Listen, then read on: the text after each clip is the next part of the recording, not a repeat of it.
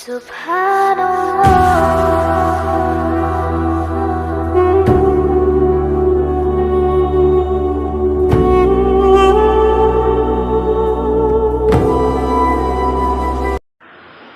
الحمد لله أول بلا بداية الحمد لله آخر بلا نهاية الحمد لله من تكلم سمع الله كلاما الحمد لله من عاش فعلى الله رزقه الحمد لله من مات فإلى الله منقلبه الحمد لله العلي الأعلى الحمد لله على العرش استوى أعوذ بالله من الشيطان الرجيم بسم الله الرحمن الرحيم إن الذين يستكبرون عن عبادتي سيدخلون جهنم داخرين وقال النبي صلى الله عليه وسلم الدعاء مخ العبادة اللهم صل على محمد وعلى آل محمد وأنزله المقعد المقرب عندك اللهم صل على جسد محمد في الأجساد اللهم صل على قبر محمد في القبور اللهم صل على روح محمد في الأرواح صدق الله العظيم میرے محترم بزرگ اور دوستو، میرے ذہن میں ایک بات آئی کہ دعا کے سلسلے میں چند باتیں عرض کی جائیں، کیونکہ امت جو ہے دعا سے اور آداب دعا سے بھی غافل ہے، دعا سے بھی غافل ہے اور آداب دعا سے بھی غافل ہے۔ یہ مسئلہ مسلم ہے کہ ہم سب اللہ تعالیٰ کے مخلوق ہیں، ہم سب اللہ تعالیٰ کے بندے ہیں، اس کے عبد ہیں، اس کے بندے ہیں، تو ہماری ساری ضرورتوں کا تعلق اللہ تبارک و تعالیٰ کے ذات سے ہے۔ ہماری جتنی ضرورتیں ہیں ساری ضرورتوں کا تعلق اللہ سے ہے، اور ہماری ساری ضرورتوں کو اللہ تعالیٰ ہی پورا کرے گا۔ ہمارا عقیدہ ہے کہ اللہ تعالیٰ ہی ہماری ساری ضرورتوں کو پورا کرے گا، چاہے وہ دن کی ضرورت ہو، چاہے دنیا کی ضرورت ہو، چاہے خوشی کی ضرورت ہو، چاہے غمی کی ضرورت ہو، ساری ضرورتوں کو اللہ تبارک و تعالیٰ پوری کرے گا۔ یہ میرا اور ہمارا آپ کا عقیدہ ہے کہ ہماری تمام ضرورتوں کا تعلق اللہ تعالیٰ کی ذات سے ہے، اور اللہ تبارک و تعالیٰ ہماری تمام ضرورتوں کو پوری کرنے والا ہے۔ اگر دنیا میں کوئی انسان میری اور آپ کی ضرورت کو پوری کرتا ہے تو اس کے پیچھے بھی اللہ تبارک و تعالیٰ کی ذات و صفات ہے۔ اللہ تعالیٰ نے اسے توفیق دی، اللہ تعالیٰ ہی نے اسے توفیق دی ہے۔ امام غزالی نے ایک بزرگ کا واقعہ نقل کیا ہے، لکھا ہے کہ ایک بزرگ کے پاس ایک غریب آدمی پریشان حال ان کے پاس آیا اور یوں کہا کہ حضرت میری بیٹی کا نکاح ہے اور اسباب بھی میرے پاس نہیں ہے۔ تو وہ حضرت کا مطلب ذہن جو ہے سفارش کا نہیں تھا، تو وہ حضرت سے کہنے لگا حضرت فلاں مالدار سے آپ میری سفارش کرا دیں، میرے پاس اسباب نہیں ہے، میری بیٹی کا نکاح ہے۔ تو بزرگ کا جو ذہن جو تھا وہ مطلب قطعاً ان کا مزاج سفارش کا نہیں تھا، لیکن جب باتیں اس طرح سے آئی کہ بیچارہ مفلس ہے اور پریشان حال ہے اور اس کے پاس جو ہے اسباب بھی نہیں ہے اور بیٹی کا نکاح ہے، تو ادھر اس کا مسئلہ ہے، ادھر حضرت کا مسئلہ یہ ہے کہ حضرت جو سفارش نہیں کرتے۔ لیکن جب بات اس طرح سے آئی تو حضرت نے ایک اچھے انداز میں، خوبصورت انداز میں ایک خط لکھا۔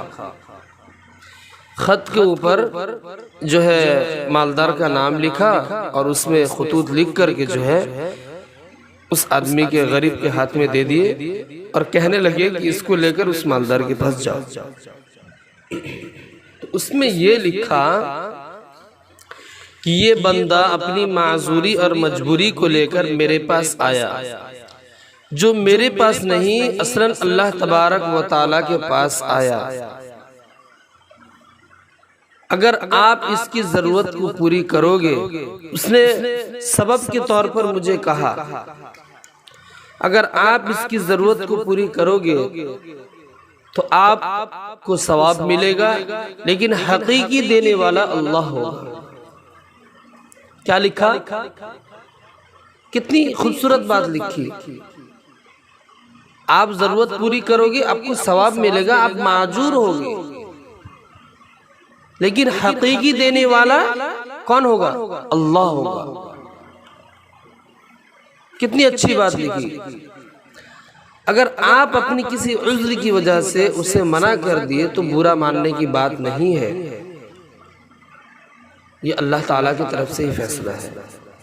کتنی اچھی بات لکھی، ایک صاف ستھری بات لکھی، سفارش بھی ہو گئی اور اس غریب کے لیے لکھ بھی دیا.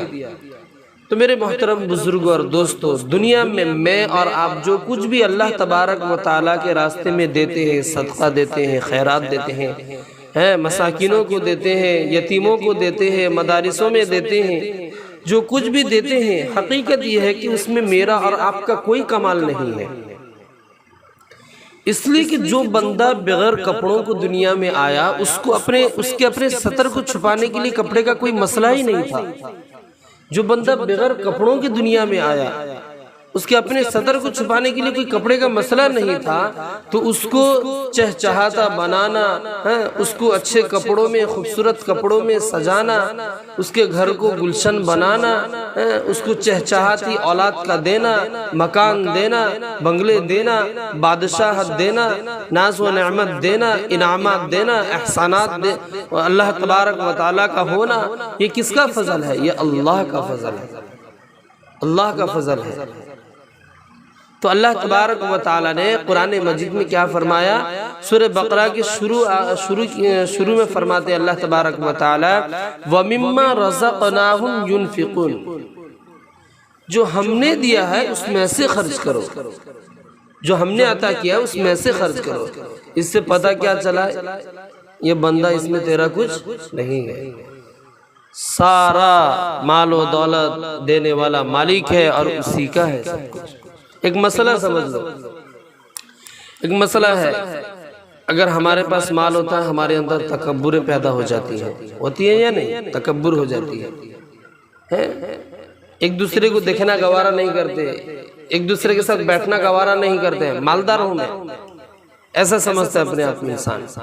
تو دیکھو وراثت کا جو مطلب میراث کا جو معاملہ ہے، دیکھو اگر کوئی بندہ مرض الوفات میں مبتلا ہو جاتا ہے، مرض الوفات میں مبتلا ہونے کے بعد مطلب ایسی بیماری کہ اب اس کو مرنا ہے، تو اس کا سارا مال اللہ کے قبضے میں آ جاتا ہے. اب اس کے بعد ایک حصہ رہا، وہ بھی کیا ہے؟ دوسروں کو دے گا، دوسروں کو عطا کرے گا. اب جتنا مال تھا یہ اللہ کے قبضے میں آ گیا. ابھی سانس رکی نہیں ہے، سانس چل رہی ہے، مرض الوفات میں مبتلا ہے، ابھی مرا نہیں ہے، زندہ ہے، لیکن اللہ نے اس کے مال پر قبضہ کرنا شروع کر دیا. اللہ نے اس کے مال پر قبضہ کر دیا. کیا ہوا؟ کہ یہ اللہ کا مال ہے. اور جو وراثت جو ہم لیتے ہیں، میراث جو ہم لیتے ہیں، ہم کو کون دیتا ہے؟ نہ کوئی ماں دیتی ہے، نہ باپ دیتا ہے، نہ شوہر دیتا ہے، نہ بیوی دیتی ہے، بلکہ دیتا کون ہے؟ اللہ دیتا ہے.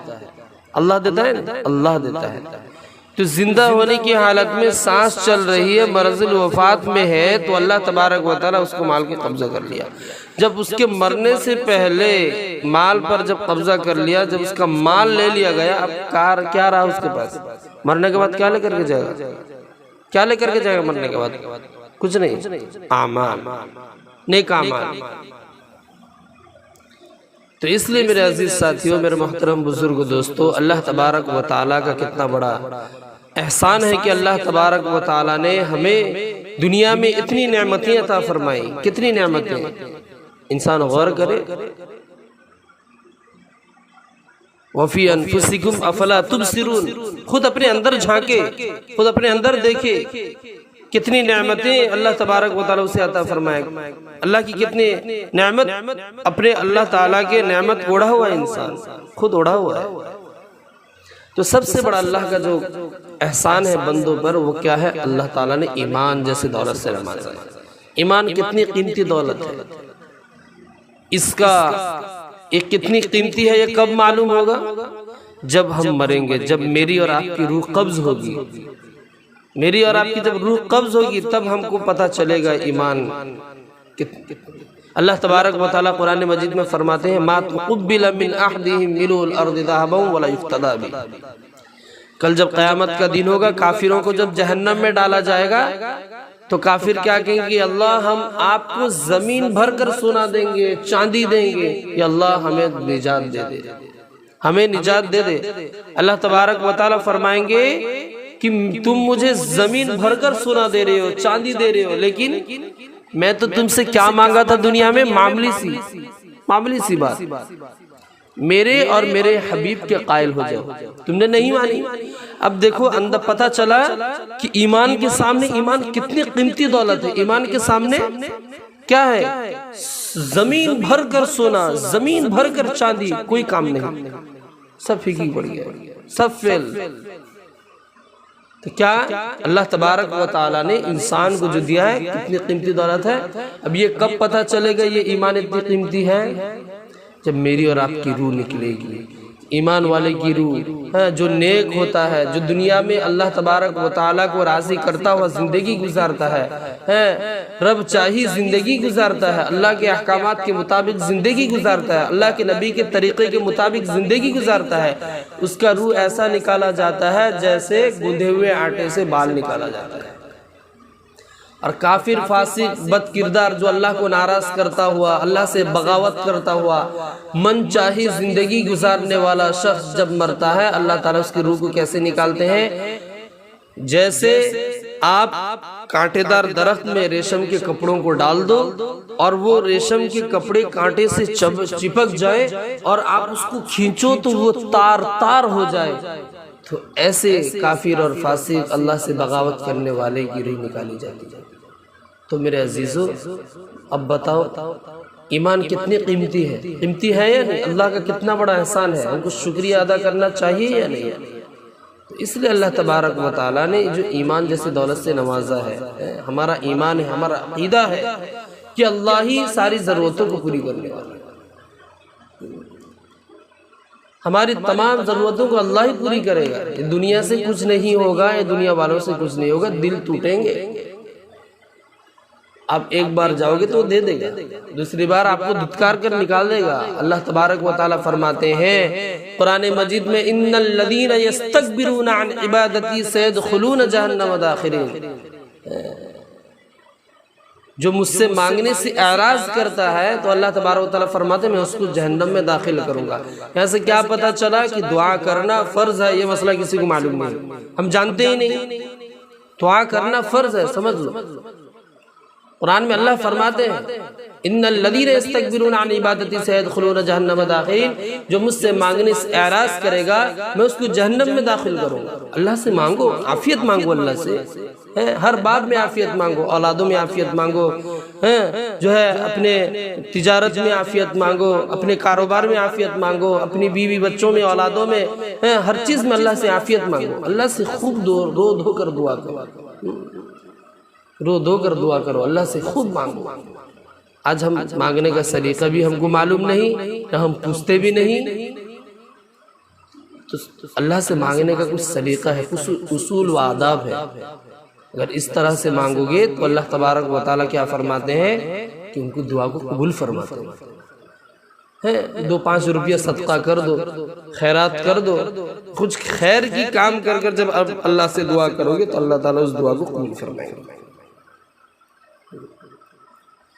دیکھو اللہ تبارک و تعالیٰ جو ہے، دیکھو جب نماز ہوتی ہے، ایک مسئلہ آپ سمجھو پہلے. دعا میں پہلے کیا ہے، کچھ خیر کی پہلے بات تھوڑا سمجھ لو کہ دعا کرنے سے پہلے کچھ خیر کے کام کرو. پہلے اللہ تعالیٰ کی تعریف، پہلے اللہ کی تعریف، پھر اس کے بعد میں کیا ہے درود شریف، پھر اس کے بعد میں اللہ سے سوال. اللہ کے نبی بیٹھے ہوئے تھے، ایک صحابی آئے اور اللہم صلی علی، بہت سارے لوگ رہتے ہیں نا، کہیں جاتے اللہم صلی علی محمد وعلی آل محمد. یہ کیا؟ پہلے اللہ کی تعریف کرو، جو نبی نے بتایا اصول و آداب بتائے اس کے مطابق اللہ سے مانگو. پہلے درود شریف، درود شریف پڑھو. درود شریف ہزاروں لاکھوں بار. درود شریف بہت برکت کی چیز ہے. جو اللہ کے نبی نے آداب و اصول بتائے اس کے مطابق زندگی گزارو، اس کے مطابق عمل کرو. اللہم صلی علی محمد پہلے شروع کر دیے. پہلے اللہ تعالیٰ کی تعریف. ایک مرتبہ ایک صحابی آئے اللہ کے نبی کے پاس تو درود شریف سے دعا شروع کر دیے. تو اللہ کے نبی صلی اللہ علیہ وسلم نے فرمایا کہ تم جلدی کر رہے ہو نہ کیا؟ اللہ کے نبی میں نے کہنے لگے کہ کچھ غلطی کر دی میں نے نہ. پہلے آپ اللہ پر حمد و ثنا کرو، اولاً اللہ کی تعریف و بعدہ درود شریف، پھر اس کے بعد میں اللہ سے سوال. اب لوگ پوچھتے ہیں کس طرح دعا کرنا چاہیے، اللہ سے کس طرح مانگنا چاہیے؟ کل مستدعم مسکین، بھوکے مسکین کی طرح تڑپتے ہوئے اللہ سے مانگو. تڑپتے ہوئے اللہ سے مانگو گے تو اللہ سنے گا. آپ کسی کے پاس جاتے ہو سوال کرنے، کیا کوئی اگر بھیکاری، کوئی اگر غریب ضرورت مند جب آتا ہے کسی کے در پر آتا ہے مانگنے کے لیے، کسی بادشاہ کے در پر آتا ہے، کیا دانت دکھاتا ہوا مانگتا ہے؟ ہنستے ہوئے مانگتا ہے؟ منہ چہرہ لٹکا کر عاجزی کے ساتھ منہ سکھا کے اللہ سے مطلب بندے سے مانگتا ہے. تو ایسی کیفیت ہو جو اللہ کو ترس آ رہا ہے. تو بھوکی مسکین کی طرح دعا کر. دیکھو ہم جب نماز پڑھتے ہیں، پہلے نماز کا مسئلہ دیکھو. نماز جب پڑھتے ہیں کیا ہے، شروع میں پوری الحمدللہ اللہ کی تعریف ہوتی ہے، رکوع میں بھی اللہ کی تعریف ہے، اس کے بعد میں جو ہے قوم میں بھی اللہ تعالیٰ کی تعریف، سجدے میں بھی اللہ کی تعریف. تو سب سے اخیر میں کیا ہے، درود شریف رکھا گیا ہے. اس کے بعد میں دعا اللہم انی ظلمت نفسی ظلما کثیرا ہے یا نہیں؟ یہ نماز میں پوری اللہ تعالیٰ کی تعریف ہے. اس کے بعد میں آخر میں سب سے درود شریف، اس کے بعد میں جا کر دعا ہے. تو اب مسئلہ دیکھو کہ اگر دو قعدہ والی نماز آپ پڑھ رہے ہو، دو قعدہ والی نماز میں ایک مسئلہ میں بتا رہا ہوں، اس کے بعد جو ہے ایک واقعہ بتا کر میں اپنے باتوں کو ختم کروں گا. دو قعدہ والی نماز پڑھ رہے ہو، اگر آپ تشہد میں بیٹھ کر تشہد کے بعد جو ہے شہادت کی انگلی کو اٹھانے کے بعد اگر آپ اللہم، دو قعدہ والی 4 رکعت آپ پڑھ رہے ہو، دوسری رکعت میں آپ بیٹھے ہو، بیٹھ کر ثنا تشہد پڑھے. اس کے بعد میں تشہد کے بعد جب آپ نے اللہم صلی علی محمد پڑھ دیا تو آپ پر آخر میں جو ہے سجدہ سے واجب ہو گیا. بس اتنا ہی، اللہم صلی علی محمد جب پڑھ لیا تو آپ پر سجدہ سے واجب ہو گیا. علامہ شامی رحمۃ اللہ علیہ نے الخیرات الحسان سے ایک واقعہ نقل کیا ہے. فتاوی شام میں ایک واقعہ لکھا ہوا ہے کہ ایک مرتبہ، یہ امام ابو حنیفہ رحمۃ اللہ علیہ کا مسلک ہے. امام ابو حنیفہ فرماتے ہیں کہ اگر کوئی تشہد میں ہے اللہم صلی، تشہد کے بعد اللہم صلی علی محمد پڑھ لیا دو قعدہ والی نماز میں تو اس پر سجدہ سے واجب ہو گیا. تو اس پر اللہ کے نبی کی زیارت ہوئی. اللہ کے نبی صلی اللہ علیہ وسلم تشریف لائے. امام ابو حنیفہ کا جو نام ہے وہ نعمان ہے. تو کہنے لگے نعمان، تم نے مجھ پر درود بھیجنے والے پر، تشہد کے بعد درود بھیجنے والے پر تم نے سجدہ سے واجب کر دیا. تو حضرت امام ابو حنیفہ رحمۃ اللہ علیہ کیا جواب دیتے ہیں سنیے. کہنے لگے یہ اللہ کے نبی، اس نے غفلت میں پڑھی ہے، اس نے غفلت میں پڑھی آپ پر درود، آپ کی یاد میں نہیں پڑھا، اس نے غفلت میں بھول سے پڑھ لیا. اور آپ نے فرمایا جو جان بوجھ کر جو غلطی کرا جائے اس پر کوئی معافی نہیں، تو اس لیے میں جو ہے سجدہ سے واجب کر دیا اس پر. تو اللہ کے نبی فضائل کے رسول اللہ صلی اللہ علیہ وسلم، تو حدیث کی لفظ ہے اللہ کے نبی صلی اللہ علیہ وسلم جو ہے ہنس پڑے، مسکرا دیے. تو اس لیے جب اللہ سے مانگو پہلے اللہ تعالیٰ کی تعریف ہے، اس کے بعد میں درود شریف، اس کے بعد میں اللہ سے سوال. اور ایک بات، جب آپ دعا کرو، دیکھو ہم جب نماز پڑھتے ہیں، دیکھو رب جو ہے، رب کا معنی پالنے والا، پالنہار، الحمدللہ رب العالمین۔ رکوع میں جاتے ہیں سبحان ربی العظیم، جب کھڑے ہوتے ہیں سمیع اللہ لمن حمدہ ربنا لک الحمد، جب سجدے میں جاتے ہیں سبحان ربی الاعلیٰ۔ تو پوری نماز میں رب رب رب۔ تو جب آپ اللہ سے دعا کرو تو رب کے نام سے دعا کرو، یہ رب کریم ہمارے تمام گناہوں کو معاف فرمائے۔ جب کوئی بندہ رب کہتا ہے نا، تو اس کی مثال ایسی ہے جیسے کوئی بچہ ماں سے روٹھ جاتا ہے، ماں سے روٹھ جاتا ہے تو ماں کیا کہتی ہے؟ بیٹا مما سے روٹھا نہیں کرتے۔ کیا کہتی ہے؟ بیٹا مما سے روٹھا نہیں کرتے۔ کیوں روٹ رہے ہو اپنی مما سے؟ تو اللہ تبارک و تعالی فرما رہا ہے یا ایھا الانسان ما غرک بربک الکریم، اے میرے بندو کہاں تم اپنے رب کریم کو چھوڑ کر جا رہے ہو؟ تمہارا رب یہاں بیٹھا ہے، تم کہاں کس کے در پر جا کر سوال کر رہے ہو؟ میرے در پر آ جاؤ۔ کپڑا دھونے کے لیے ایک بالٹی پانی کی ضرورت ہوتی ہے، تم ساری زندگی تم گناہ کر کر کے زمین بھر دو، آسمان بھر دو، صرف آ کر تمہارے پورے زندگی کے گناہ کو دھونے کے لیے مجھے صرف تمہارے ایک قطرے آنسو کی ضرورت ہے۔ ایک قطرے آنسو بہا دو، پھر اللہ تبارک و تعالی تم کو تمہارے دل کو بھی دھو دے گا، تمہارے تن کو، من کو، دماغ کو بھی ستھرا کر دے گا۔ آ کر کو دیکھو، اللہ فرماتا ہے یا ایھا الانسان ما غرک بربک الکریم۔ حالانکہ اللہ کیا ہے؟ تمام عیب سے پاک ہے۔ یہ پیار والا لفظ ہے، مما سے روٹھا نہیں کرتے بیٹا، بیٹا مما سے روٹھا نہیں کرتے۔ تو اللہ کیا فرما رہا ہے؟ یا ایھا الانسان ما غرک بربک الکریم۔ اپنے رب کو چھوڑ کر کہاں جا رہے ہو؟ کس کے در پر ہاتھ پھیلا رہے ہو؟ کون تمہیں دے گا؟ اللہ تو خزانے غیب کا مالک ہے، ساری ضرورتوں کو اللہ ہی پوری کرے گا میرے بھائی، ساری ضرورتوں کو اللہ ہی پوری کرے گا۔ تو اس لیے میرے عزیزو، جب دعا کرو اللہ سے خوب لو لگا کر دعا کرو، اللہ سے خوب تڑپتے ہوئے، بھوکے فقیر کی طرح اللہ سے مانگو، دعا کرو، تڑپتے ہوئے دعا کرو گے تو اللہ تبارک و تعالیٰ ترس۔ پہلے اللہ کی تعریف کرو، کچھ دو چار 5 روپے صدقہ کر کر جو اللہ سے مانگو، اللہ سے خوب لو لگا کر مانگو۔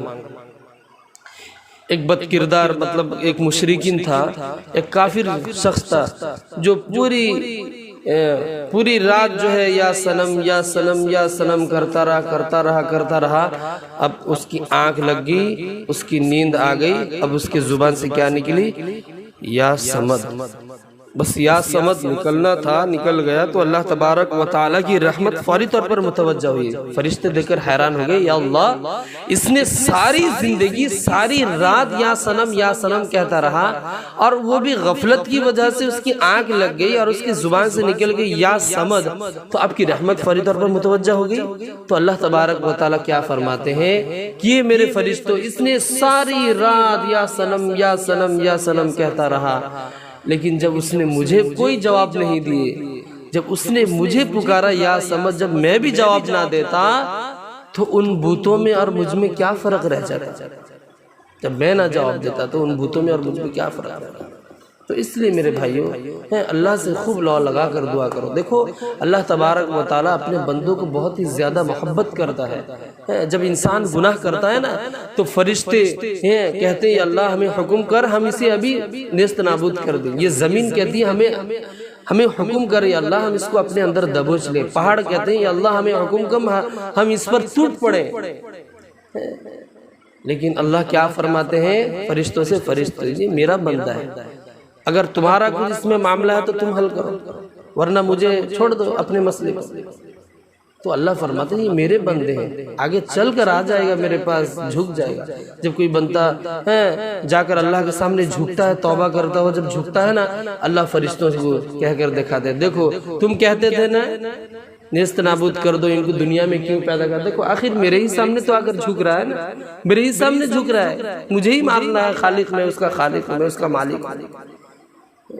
تو اس لیے میرے عزیزوں گزارش ہے کہ سارے حضرات نماز پڑھنے کے لیے آتے ہیں، جیسے ایسا نکل کر جاتے ہیں جیسے جیل خانے میں تھے، ایسا نکل کر جاتے ہیں جیسے جیل خانے سے جا رہے ہیں، کئی دنوں سے قید پڑے تھے۔ ارے اللہ کے گھر میں عبادت کے لیے آتے ہیں، سب سے سکون جگہ ہے، جنت کے ٹکڑوں میں سے ایک ٹکڑا ہے یہ مسجد جو ہے۔ اب آتے ہو اللہ سے خوب مانگو، دعا کرو، ایک کونے میں چلے جاؤ اور اللہ سے خوب لا لگا کر مانگو، اللہ ساری ضرورتیں پوری کر. بس ہمارا عقیدہ ہو بس کہ اللہ ہی ساری ضرورتوں کو پوری کر رہے ہیں. آج ہمارا ایمان کمزور ہو گیا، ہمارا مطلب اللہ پر کوئی اعتماد نہیں رہا. ہم جو ہے لوگوں پر اعتماد کرتے ہوئے زندگی گزارے، لوگوں پر اعتماد کرتے ہوئے ان سے سوال کرنے لگ گئے، لیکن اللہ سے ضرورت کو نہیں، اللہ کے سامنے اپنی ضرورت کو نہیں رکھا. اس لیے کریں گے نا انشاءاللہ تو اللہ تبارک و تعالی کہنے سننے سے زیادہ عمل کی توفیق عطا فرمائے. وما علینا الا